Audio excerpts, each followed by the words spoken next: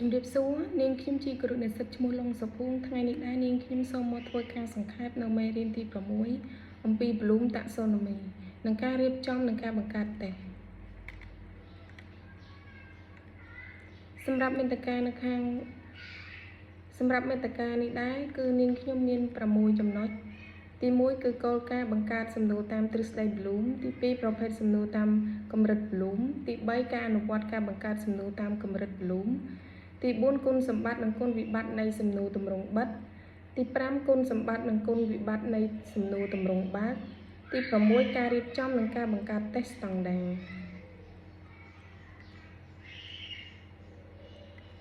ទី1គឺការបង្កើតសំណួរតាមទ្រឹស្ដី Bloom គោលការណ៍នៃការបង្កើតសំណួរតាមទ្រឹស្ដី Bloom មាន6កម្រិតគឺទី1ការចងចាំមានន័យថាការរំលឹកឡើងវិញនូវអ្វីដែលបានរៀនរយៈពេលវែងនិងការស្គាល់និងការបង្កើតឡើងវិញទី2ការយល់ដឹង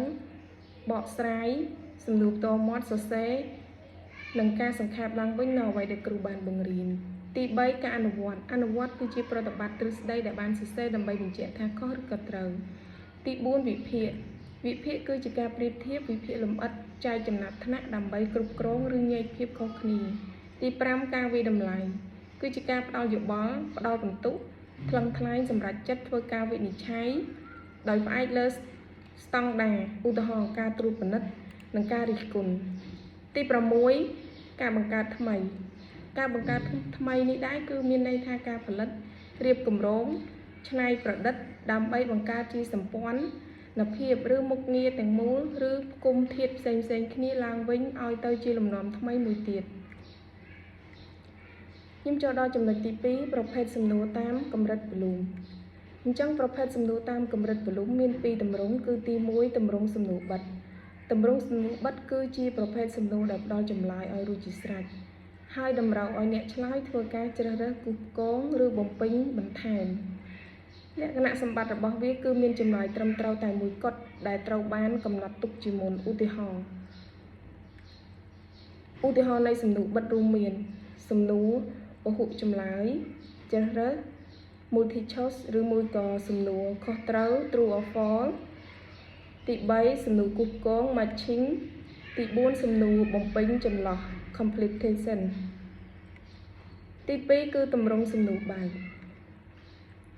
ទម្រង់សំណួរបើកគឺជាប្រភេទសំណួរដែលតម្រូវឲ្យអ្នកឆ្លើយរៀបចំនិងសរសេរចម្លើយដោយខ្លួនឯងដោយផ្ទាល់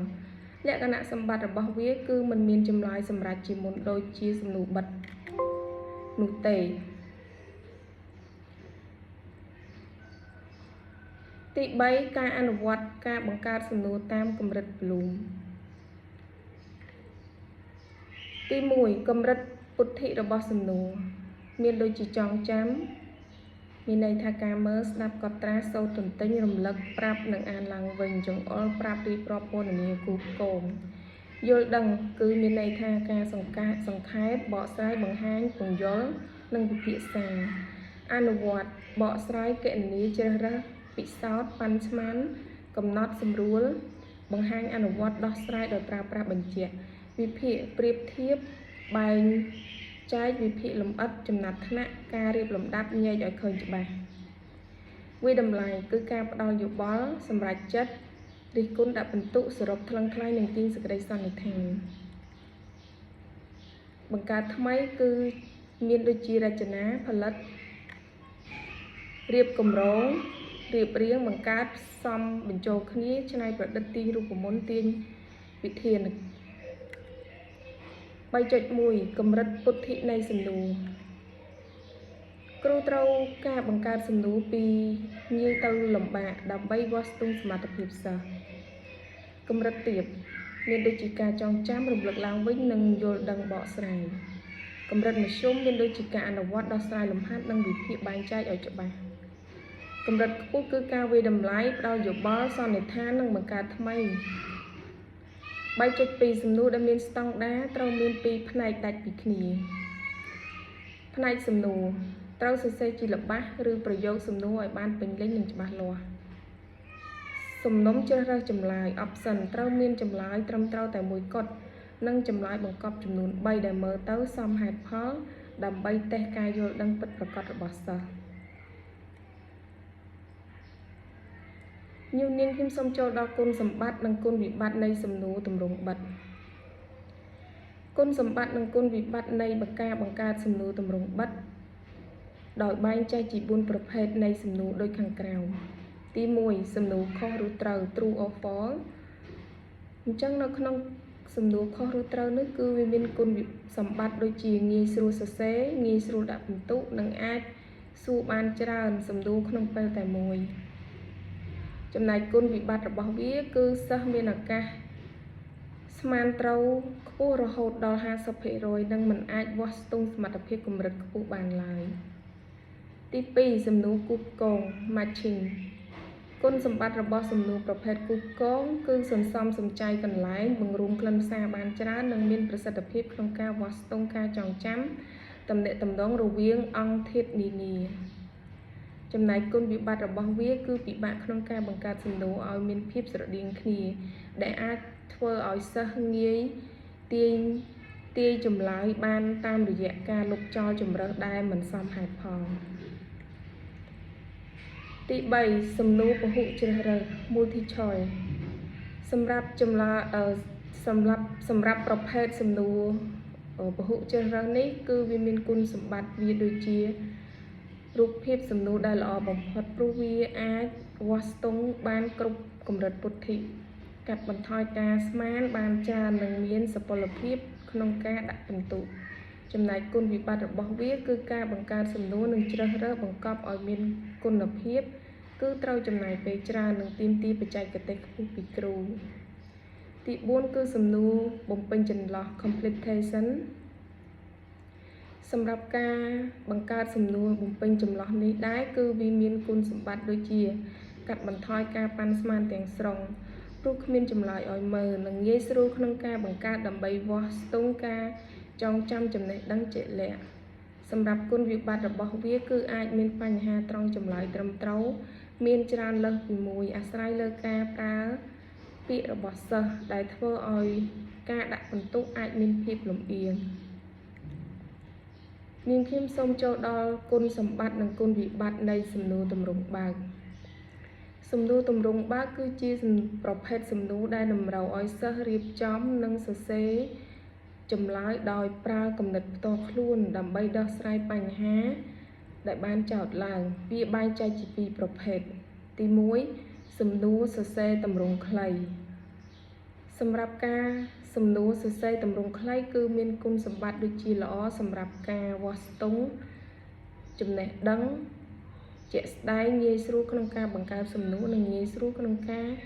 កែដាក់ពិន្ទុជាងសំណួរវែងចំណែកគុណវិបត្តិរបស់វាគឺមិនសូវសមហេតុផលសម្រាប់ការវាស់ស្ទង់ការគិតកម្រិតខ្ពស់និងអាចមានភាពមិនច្បាស់លាស់ប្រសិនបើចម្លើយដែលឆ្លើយមកមានន័យប្រហាក់ប្រហែលគ្នាទី2សំណួរទម្រង់សរសេរទី2សំណួរសរសេរទម្រង់វែងគុណសម្បត្តិរបស់សំណួរសរសេរទម្រង់វែងគឺវាស់ស្ទង់បំណិនកម្រិតខ្ពស់និងគិតបែបច្នៃប្រឌិតរិះគន់បានល្អបំផុតអាចវាស់ស្ទង់បានការសិក្សាក្នុងវិស័យអាកប្បកិរិយានិងតម្លៃ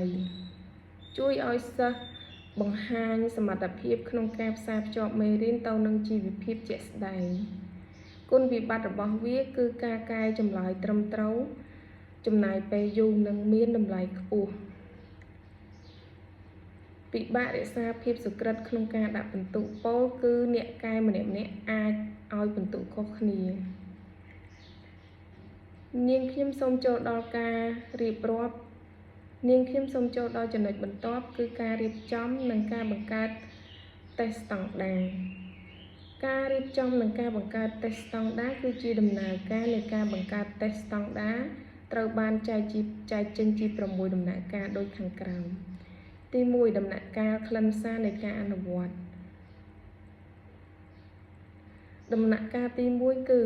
ត្រូវរៀបតារាងកំណត់គម្រោងលម្អិតតេស្ត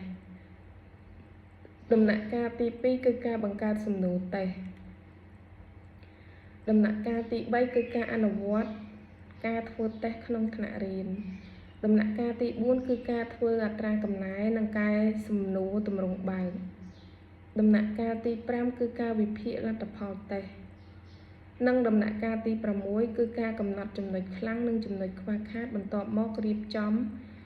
ផែនការបង្រៀនដើម្បីធ្វើឲ្យលទ្ធផលសិក្សារបស់សិស្សមានភាពប្រសើរឡើងការបង្កើតវិញ្ញាសានាងខ្ញុំសូមចូលដល់ចំណុចតភ្ជាប់ពីចឹងនេះជាចំណុចតគឺនាងខ្ញុំសូមបន្តនៅចំណុចនេះនាងខ្ញុំសូមបន្តនៅការរៀបរាប់នាងខ្ញុំសូមបន្តនៅចំណុចទី6ការរៀបចំបង្កើតតេស្តស្តង់ដារគឺជាការបង្កើតវិញ្ញាសាដោយបញ្ស៊ីជាមួយលទ្ធផលសិក្សានៃកម្មវិធីសិក្សាដំណើរការត្រូវបានរៀបចំជា4ជំហានបន្តបន្ទាប់គ្នាលំដាប់ខ្លឹមសារនៃជំហាននីមួយៗគឺទី1ធ្វើបំណែកចែកកម្មវិធីសិក្សាប្រចាំខែដែលបញ្ចូលលទ្ធផលសិក្សានៅក្នុងកម្មវិធីសិក្សាលម្អិតទី2បង្កើតតារាងកំណត់គម្រោងលម្អិតតេស្តដោយយោងទៅតាមបំណែកចែកកម្មវិធីសិក្សាប្រចាំខែទី3បង្កើតសំណួរតេស្តដោយផ្អែកលើតារាងកំណត់គម្រោងលម្អិតតេស្តទី4គុំសំណួរតេស្តទាំងអស់ទៅជាវិញ្ញាសាប្រឡងនៅក្នុងនេះដែរគេសួរថាតើអ្វីជាគម្រោងលម្អិតតេស្តអញ្ចឹងគម្រោងលម្អិតតេស្តគឺជាសេចក្តីសង្ខេបឬក៏តារាងលម្អិតដែលបង្ហាញពីលទ្ធផលសិក្សាឬស្តង់ដារអ្វីដែលសិស្សត្រូវសម្រេចចិត្តបានតាមកម្មវិធីសិក្សាខ្លឹមសារមេរៀនសំខាន់មានដូចជាចំណុចសំខាន់ដែលត្រូវជ្រើសរើសយកមកដាក់ក្នុងវិញ្ញាសាដើម្បីវិតម្លៃ2សារៈសំខាន់នៃគម្រោងលម្អិតតេស្តផ្ដល់ទិសដៅច្បាស់លាស់ធ្វើឲ្យការវិតម្លៃមានភាពត្រឹមត្រូវនិងចំគោលដៅកំណត់ទំហំតេស្តជួយឲ្យគ្រូដឹងពីកម្រិតនិងចំនួនសំណួរដែលត្រូវដាក់ឲ្យសមស្របបង្កើតទំនុកចិត្តជួយឲ្យអ្នកអនុវត្តតេស្តទាំងគ្រូទាំងសិស្សមានភាពជឿជាក់លើភាពយុត្តិធម៌និងសុពលភាពនៃវិញ្ញាសានាងខ្ញុំសូមបន្តគម្រោងលម្អិតសម្រាប់បង្កើតវិញ្ញាសាតេស្តគ្រូត្រូវកំណត់នៅចំណុចសំខាន់ដូចខាងក្រោមទី1មុខវិជ្ជាឬក៏ក្លិនផ្សាររងកំណត់មុខវិជ្ជាជាក់លាក់ដែលគ្រូត្រូវធ្វើតេស្តចម្ពោះឬក៏មេរៀនជ្រើសរើសមេរៀនដែលបានបង្រៀនរួចលទ្ធផលសិក្សាដែលរំពឹងទុកឬក៏ស្តង់ដារកំណត់គោលដៅដែលចង់ឲ្យសិស្សសម្រេចបានទម្រង់សំណួរកំណត់ថាជាសំណួរពហុជ្រើសរើសគូផ្គងឬក៏សំណួរបើកកម្រិតពុទ្ធិរបស់លទ្ធផលសិក្សាគឺកំណត់តាមកម្រិត Bloom ចងចាំយល់ដឹងនិងអនុវត្តកម្រិតលំបាករបស់សំណួរបែងចែកសំណួរងាយមធ្យមនិងលំបាកពិន្ទុខ្ពស់បំផុតសម្រាប់សំណួរនីមួយគឺមានន័យថាកំណត់ទម្ងន់ពិន្ទុឲ្យសមស្របតាមកម្រិតសំណួររយៈពេលធ្វើសំណួរត្រូវប៉ាន់ស្មានពេលវេលាដែលសិស្សត្រូវប្រើសម្រាប់សំណួរនីមួយលេខកូដសំណួរសម្រាប់ងាយស្រួលក្នុងការគ្រប់គ្រងទិន្នន័យសំណួរសូមអរគុណចឹងនៅក្នុងការសង្ខេបនៃ